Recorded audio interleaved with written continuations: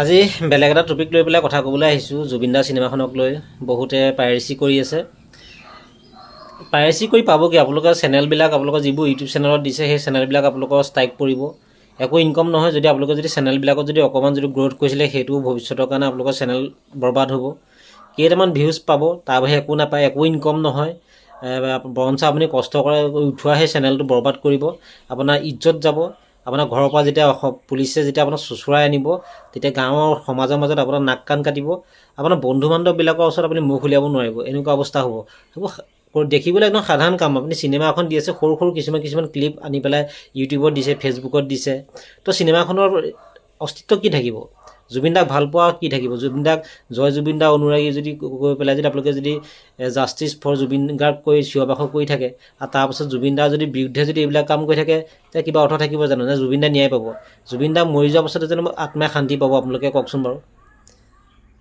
কি পাব? এই চিনেমাখন ৰেকৰ্ডিং কৰি পেলাই কি পাব আপোনালোকে? একোডাল নাপায়, জিৰ' আলুগুটি। বৰঞ্চ আপোনালোকৰ নিজৰে লোকচান।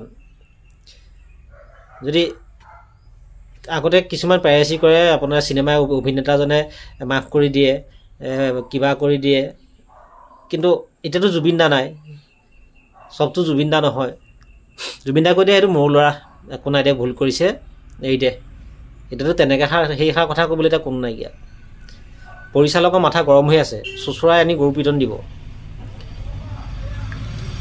টকা পইচালৈ নহয়, জুবিন দাৰ যিটো শেষ চিনেমা ন এইখন, সেই চিনেমাখনৰ কিবা এটাতো ধৰি ৰাখক আপোনালোকে।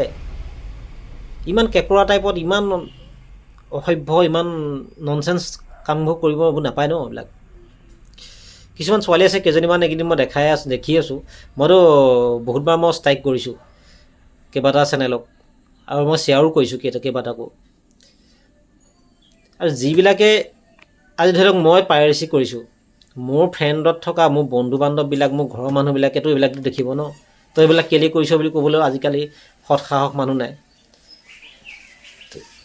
একদম বেয়া কাম এইবিলাক কাম কৰিব নালাগে। যোনে কৰিছে খুব সোনকালে বন্ধ কৰক, আৰু চিনেমাখন সুস্থিৰে চলিবলৈ দিয়ক।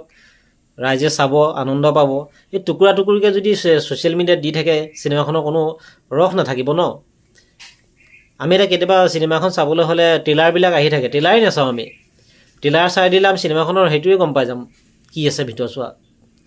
চাম যদি চিনেমাখনৰ প্ৰতি যদি আমাৰ ইণ্টাৰেষ্ট হয়, অভিনেতাজনৰ প্ৰতি যে আমাৰ ভাল পোৱা থাকে, আমি ট্ৰেইলাৰ কিয় চাওঁ? আমি ডাইৰেক্ট হলত গৈ টিকেট কাটি আমি চিনেমা চামগৈ। এইবোৰ কৰিব নাপায়, এইবিলাক নকৰিব, আপোনালোকক অনুৰোধ কৰিছোঁ।